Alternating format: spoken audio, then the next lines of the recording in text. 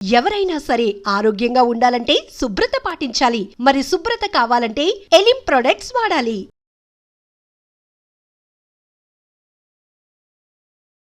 నమస్కారం, welcome to I dream. ధర్మ మార్గం విత్ విజిత కార్యక్రమానికి స్వాగతం. ప్రస్తుతం మనతో పాటు ఉన్నారు మహాబగల్ అఘోరా తాంత్రి వెన్నంపల్లి నిశాంత్ శర్మ గారు. ఇప్పుడు వారితో మాట్లాడి మరిన్ని విషయాలు తెలుసుకుందాం. నమస్కారం అండి. మహాదేవ. ఈ మధ్య కాలంలో అంటే కొన్ని విధానాలు మనం కొత్తగా చూస్తున్నాము. ఒకప్పటి కాలంలో పసుపు కుంకుమ తప్పితే ఇంకొకటి ఉంది. ఈ శుభప్రదమైన వస్తువుల్లో మనం కుంకుమ ధారణం చేసే వాటిల్లో ఎరుపు రంగు, పసుపు ఇవి మాత్రమే. కానీ ఈ మధ్య కాలంలో రకరకాలుగా వింటున్నాము. అందులో భాగంగా తీసుకుంటే గ్రీన్ కలర్లో ఉండే ఒక కుంకుమని ఈ మధ్య చాలా మంది పెట్టుకోవడం మనం చూస్తూ ఉన్నాము. దీన్నే కుబేర కుంకుమ అని చెప్పి అంటారని చెప్పి వింటున్నాము. ఇది పెట్టుకోవడం వల్ల చాలా శుభప్రదమని, మనం అనుకున్న కామ్యాలు నెరవేరుతాయని, ఇంకా అంటే ఒక్కొక్కరు ఒక్కొక్క రకంగా చెప్తున్నారు. అసలు ఏంటి వాస్తవమా? ఈ కుబేర కుంకుమ అనేది ఇప్పుడు కొత్తగా వచ్చిందేనా, ముందర నుంచి ఉన్నదేనా? నిజంగా ఇది ఒక మూఢనమ్మకంగా తీసుకోవచ్చా? ఇది పెట్టుకుంటే ఏదో జరుగుతుందనేది ఇదంతా వాస్తవం అంటారా? వాటి గురించి తెలియజేయండి. చాలా మంచి ప్రశ్న అండి. గతంలో కూడా కొన్ని ఛానల్స్లో వీటి గురించి చెప్పాను.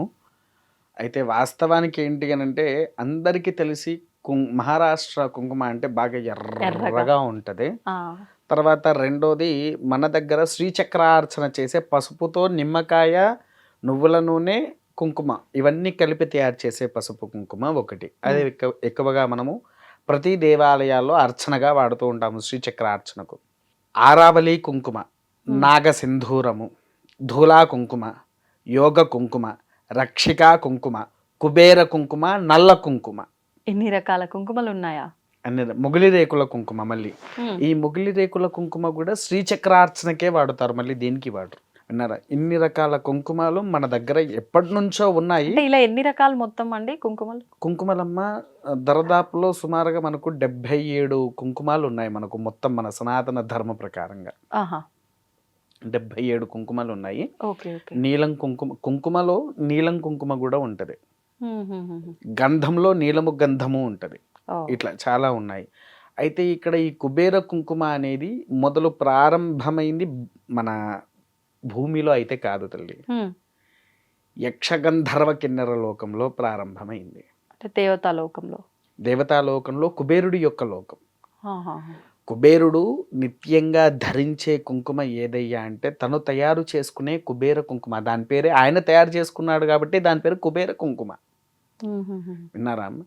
అయితే ఇది ఎలా ప్రారంభమైంది అని అంటే, పూర్వంలో గంధర్వ లోకంలో ఉండేటువంటి ఆ కుబేరుల వారు ఈ భూమి మీదికి ఎలా కుబేర కుంకుమ వచ్చిందో రీజన్ ఇక్కడ నుంచే మొదలైంది తల్లి.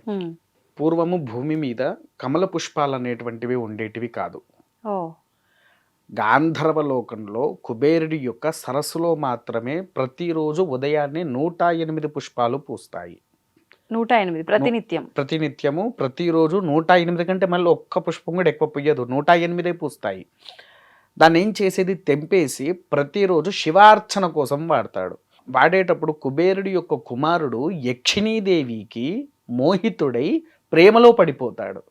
ప్రేమలో పడిపోయిన తర్వాత ఆ యక్షిణీదేవి ఇద్దరు కానీ పువ్వులు తెంపడానికి తెల్లవారుజామునే 3 గంటలకు వెళ్ళేసి మొత్తం తెంపుకుంటూ కూర్చుంటూ ఉంటే, కుమారుడు వచ్చేసేసి ఇక ప్రేమలో ఉండే వాళ్ళు ఎలా ఉంటారు, ఒక రకంగా మాట్లాడుకోవడాలు అలా ఉంటూ ఉంటాయి కదా.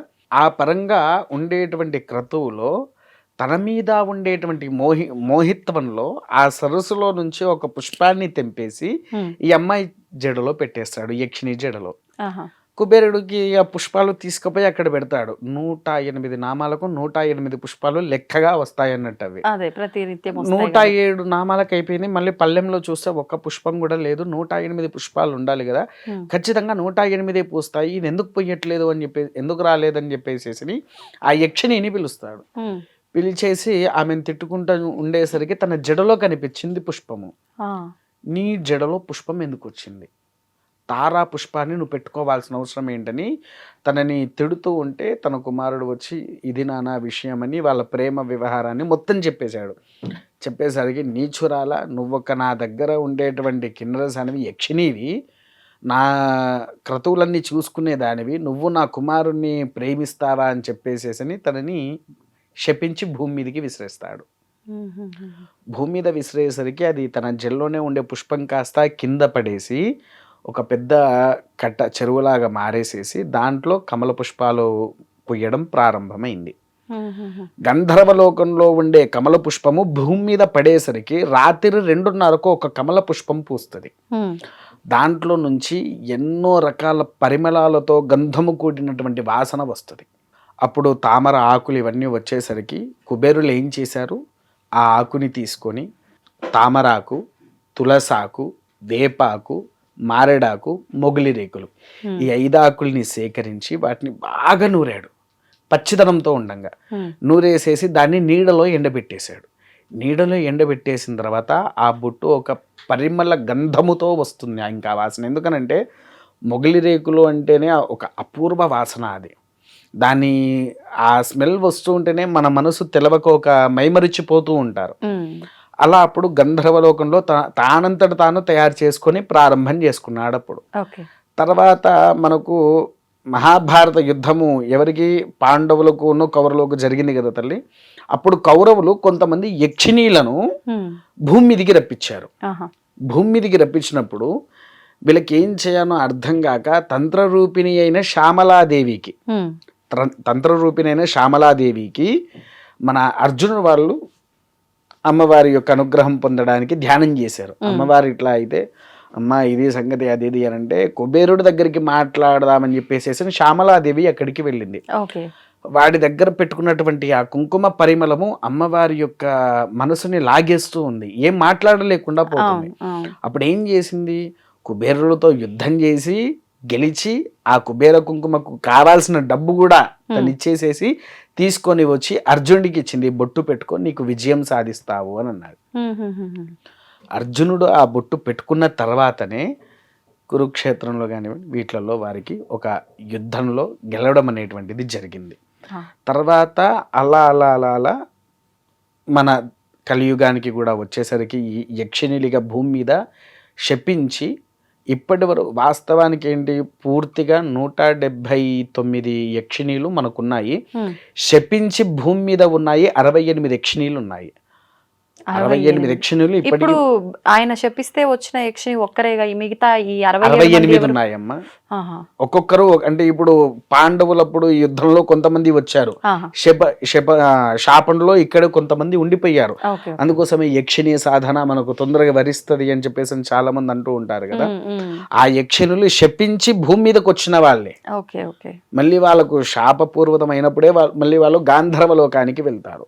పైగా ఇంకొంతమందికి ఎలా ఉంటుందంటే వెంకటేశ్వర స్వామి వారికి ధనము అప్పుగా ఉన్నారు కదా వెంకటేశ్వర స్వామి వారి కుబేరులకి, అవి కూడా ఒక్కొక్కసారి కుబేరుల వారు బిజీగా ఉన్నప్పుడు అంటే బాగా పనులలో ఉన్నప్పుడు ఇదే యక్షిణీలు తీసుకుపోయి ద్వారం దగ్గర పెట్టేసి మళ్ళీ భూమి మీదకి వచ్చేయాలి.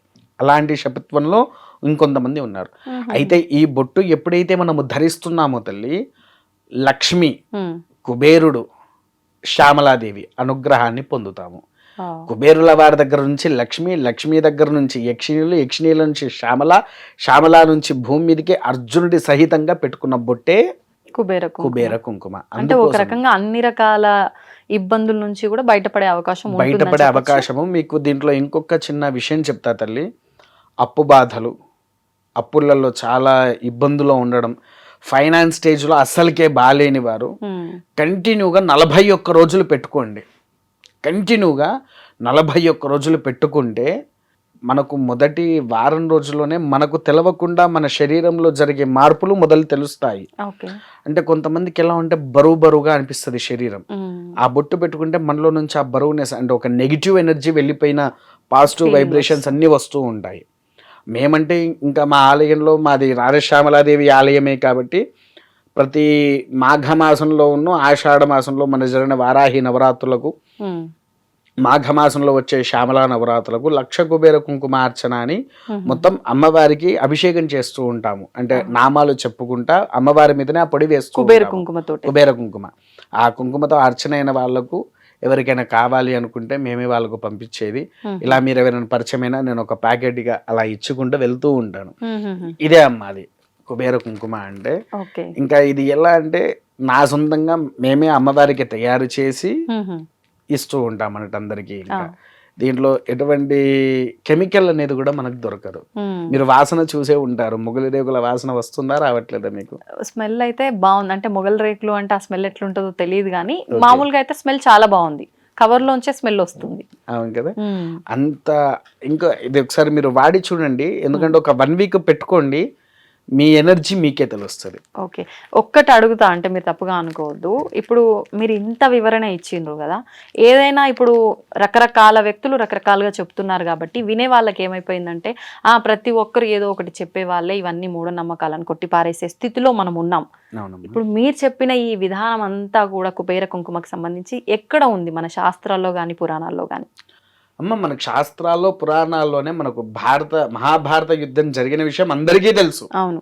యక్షిణీలు వచ్చి సహాయం చేసినట్టు కూడా అందరికీ తెలుసు. శ్యామలాదేవి యొక్క అనుగ్రహాన్ని పొందడానికి అర్జునుడు తపస్సు చేసిన విషయము తెలుసు. విన్నారా? కాకపోతే ఏంటి అని అంటమ్మా, కొన్ని మనకేంటి రహస్య గ్రంథాలు ఉన్నాయి తంత్ర విషయంలోనే, అది కూడా అన్నిట్లలో లేవు.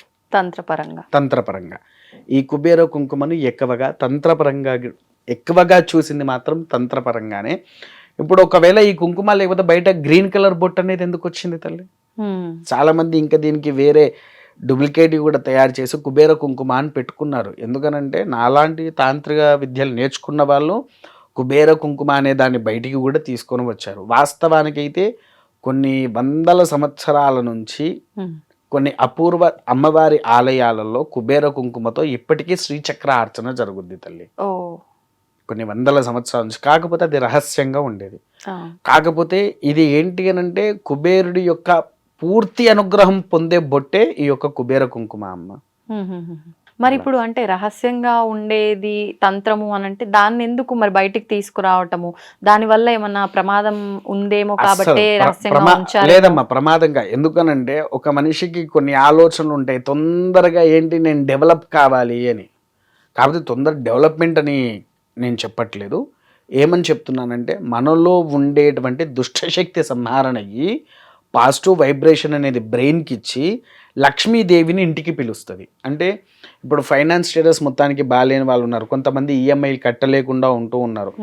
ఈ బొట్టు ధరించే వాళ్ళు ఈఎంఐలు కట్టేసుకుంటారు, ఇంటి బిల్లులు, కరెంటు బిల్లులు ప్రతి ఒక్కటి కట్టుకొని ఇంట్లో హ్యాపీగా లైఫ్ గెయిన్ అవుతూ ఉంటుంది వాళ్ళకు.